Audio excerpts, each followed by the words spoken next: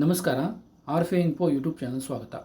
ಈ ವಿಡಿಯೋದಲ್ಲಿ 13 ವಿಷಯಗಳಿಗೆ ಸಂಬಂಧಪಟ್ಟಂತೆ ಸುಮಾರು 3508 ಹುದ್ದೆಗಳನ್ನು ಹೆಚ್ಚುವರಿಯಾಗಿ ಸೃಷ್ಟಿ ಮಾಡಲು ಕೊಟ್ಟಿದ್ದಾರೆ. ಹುದ್ದೆಗಳನ್ನು ಸೃಜಿಸಲು ಸರ್ಕಾರಕ್ಕೆ ಪ್ರಸ್ತಾವನೆಯನ್ನು ಶಿಕ್ಷಣ ಇಲಾಖೆ ಸಲ್ಲಿಸಿದೆ. ಈ 13 ವಿಷಯಗಳು ಯಾವುವು ಮತ್ತು 13 ವಿಷಯಗಳಿಗೆ ಸಂಬಂಧಪಟ್ಟಂತೆ ಯಾವ್ಯಾವ ವಿಷಯಕ್ಕೆ ಎಷ್ಟೆಷ್ಟು ಹುದ್ದೆಗಳನ್ನು ಹೆಚ್ಚು ಮಾಡಲಾಗಿದೆ ಮತ್ತು ಇಷ್ಟು 3500 ಹುದ್ದೆಗಳನ್ನು ಸೃಷ್ಟಿ ಮಾಡಲಿಕ್ಕೆ ಕಾರಣ ಏನು ಅನ್ನೋದನ್ನು ಈ ವಿಡಿಯೋದಲ್ಲಿ ಸ್ಪಷ್ಟವಾಗಿ ತಮಗೆ ಹೇಳ್ತಾ ಬರ್ತಂತೆ. ಮತ್ತು ಡಿಸ್ಕ್ರಿಪ್ಷನ್ ಬಾಕ್ಸಲ್ಲಿ PU ನೇಮಕಾತಿ ಮತ್ತು ಸಹಾಯಕ ಪ್ರಾಧ್ಯಾಪಕರ ನೇಮಕಾತಿ ಗುಂಪಿದೆ. ಇಂಟ್ರೆಸ್ಟ್ ಇದ್ದರೆ ಜಾಯ್ನ್ ಆಗ್ಬೋದು. ಆದಮೇಲೆ ತಮಗೆಲ್ಲ ಗೊತ್ತಿದೆ, ಈಗ ನೇಮಕಾತಿ ಪ್ರಕ್ರಿಯೆ ಇನ್ನೂ ನಡೀತಾ ಇಲ್ಲ. ಒಳ ಮೀಸಲಾತಿದೆ. ಒಳ ಮೀಸಲಾತಿ ಆದ ನಂತರ ಎಲ್ಲ ನೇಮಕಾತಿ ಪ್ರಕ್ರಿಯೆಗಳು PU ಆಗಿರ್ಬೋದು, ಡಿಗ್ರಿ ಕಾಲೇಜ್ ಆಗಿರ್ಬೋದು, ಹೈಸ್ಕೂಲ್ ಆಗಿರ್ಬೋದು, GPT ಆಗಿರ್ಬೋದು, ಈ ನೇಮಕಾತಿ ಪ್ರಕ್ರಿಯೆಗಳು ಶಿಕ್ಷಣ ಇಲಾಖೆಯಲ್ಲಿ ನಡೀತೆ ಒಳ ಮೀಸಲಾತಿ ಮುಗಿದ ನಂತರ. ಅದರ ಮಧ್ಯದಲ್ಲೇ ಒಂದು ಖುಷಿ ಸುದ್ದಿ ಏನು ಅಂತಂದರೆ, ಸುಮಾರು 3500 ಹೊಸ ಹುದ್ದೆಗಳನ್ನು ಸೃಷ್ಟಿ ಮಾಡಲಿಕ್ಕೆ ಸರ್ಕಾರಕ್ಕೆ ಪ್ರಸ್ತಾವನೆಯನ್ನು ಸಲ್ಲಿಸಿದೆ. ಅಕಸ್ಮಾತ್ ಸರ್ಕಾರ ಇದನ್ನು ಅಕ್ಸೆಪ್ಟ್ ಮಾಡ್ತು ಅಂತಂದರೆ ಸುಮಾರು 3500 ಹುದ್ದೆಗಳು ಮತ್ತೆ ಆ್ಯಡ್ ಮಾಡ್ತಾರೆ, ಕಾಂಪಿಟೇಷನ್ಗೆ ಆ್ಯಡ್ ಮಾಡ್ತಾರೆ ಮತ್ತು ಮುಂದಿನ ದಿನಗಳಲ್ಲಿ ತುಂಬಿಕೊಳ್ಳಿಕ್ಕೆ ಅವಕಾಶ ಇದೆ. ಇಲ್ಲಿ ಅವ್ರು ಏನು ಹೇಳ್ತಾ ಬರ್ತಾರೆ ಅಂತಂದರೆ, ಕಾಲೇಜ್ನಲ್ಲಿ ವಿದ್ಯಾರ್ಥಿಗಳ ಸಂಖ್ಯೆ ಹೆಚ್ಚಾಗಿರುವುದರಿಂದ ಇಲ್ಲಿ ಸ್ಟೂಡೆಂಟ್ ಸಂಖ್ಯೆ ಹೆಚ್ಚಾಗಿದೆ. ತಮಗೆಲ್ಲ ಗೊತ್ತಿದೆ, ಪ್ರತಿಯೊಂದು ಪ್ರಾಥಮಿಕ ಪ್ರೌಢಶಾಲೆಯಲ್ಲಿ 40 ವಿದ್ಯಾರ್ಥಿಗಳಿಗೆ ಒಬ್ಬ ಶಿಕ್ಷಕ ಅನ್ನೋದಿರುತ್ತೆ. ಉನ್ನತ ಶಿಕ್ಷಣ ಇಲಾಖೆಯಲ್ಲಿ 25 ವಿದ್ಯಾರ್ಥಿಗಳಿಗೆ ಒಬ್ಬ ಶಿಕ್ಷಕ ಅನ್ನುವಂಥ ಕಾನ್ಸೆಪ್ಟ್ ಇದೆ. ಇಲ್ಲೇನಾಗಿದೆ, ವಿದ್ಯಾರ್ಥಿಗಳ ಸಂಖ್ಯೆ ಹೆಚ್ಚಾಗಿರುವುದರಿಂದ ಏನಾಗುತ್ತೆ, ಶಿಕ್ಷಕರ ಸಂಖ್ಯೆಯನ್ನು ಸಹಿತ ಹೆಚ್ಚು ಮಾಡ್ತಾ ಬರಬೇಕಾಗುತ್ತೆ. ಇದು ಒಂದು. ಮತ್ತು ಇಲ್ಲಿ ಯಾಕೆ ವಿದ್ಯಾರ್ಥಿಗಳ ಸಂಖ್ಯೆ ಹೆಚ್ಚಾಗಿದೆ ಅಂತಂದರೆ, ಹೊಸ ಪದವಿ ಮತ್ತು ಹೊಸ ಕೋರ್ಸ್ಗಳನ್ನು, ಸ್ನಾತಕೋತ್ತರ ಕೋರ್ಸ್ಗಳನ್ನು ಸೃಷ್ಟಿಸಿರುವುದರಿಂದ ಪ್ರಾರಂಭಿಸಿದ್ದಾರೆ. ಓಕೆ, ಈ ಎರಡು ಕಾರಣದಿಂದ ಏನಾಗಿದೆ, ಬೋಧನಾ ಕಾರ್ಯದಲ್ಲಿ ಹೆಚ್ಚುವರಿ ಆಗಿರುವುದರಿಂದ ಪ್ರಾಧ್ಯಾಪಕರ ಮತ್ತು PU ಉಪನ್ಯಾಸಕರ ಹುದ್ದೆಗಳನ್ನು ಸೃಷ್ಟಿಸುವುದು ಅವಶ್ಯಕವಿದೆ.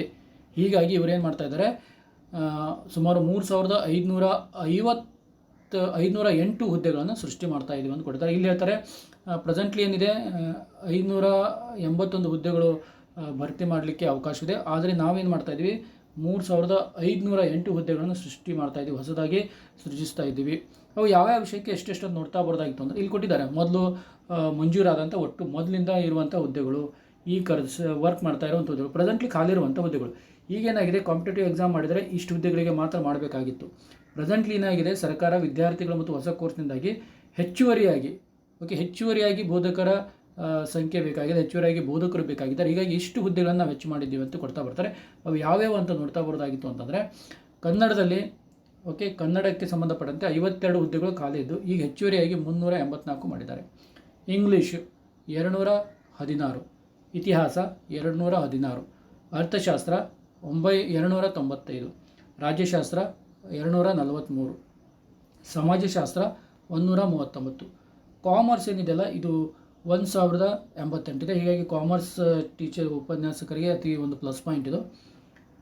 ನೆಕ್ಸ್ಟು ಭೌತಶಾಸ್ತ್ರ 169, ರಾಸಾಯನಶಾಸ್ತ್ರ 268, ಸಸ್ಯಶಾಸ್ತ್ರ 69, ಪ್ರಾಣಿಶಾಸ್ತ್ರ 76, ಗಣಕಶಾಸ್ತ್ರ 174, ಗಣಕ ವಿಜ್ಞಾನ 171. ಅಂದರೆ 3588 ಹುದ್ದೆಗಳು ಏನಿದಾವಲ್ಲ, ಇವುಗಳನ್ನು ಹೊಸದಾಗಿ ಸೃಷ್ಟಿ ಮಾಡಿದಂಥದ್ದು. ಏನಾದರೂ ಈ ಹುದ್ದೆಗಳ ಸೃಷ್ಟಿ ಆದರೆ ಇಷ್ಟು ವಿಷಯಗಳಿಗೆ ಮಾತ್ರ ಪ್ಲಸ್ ಪಾಯಿಂಟ್.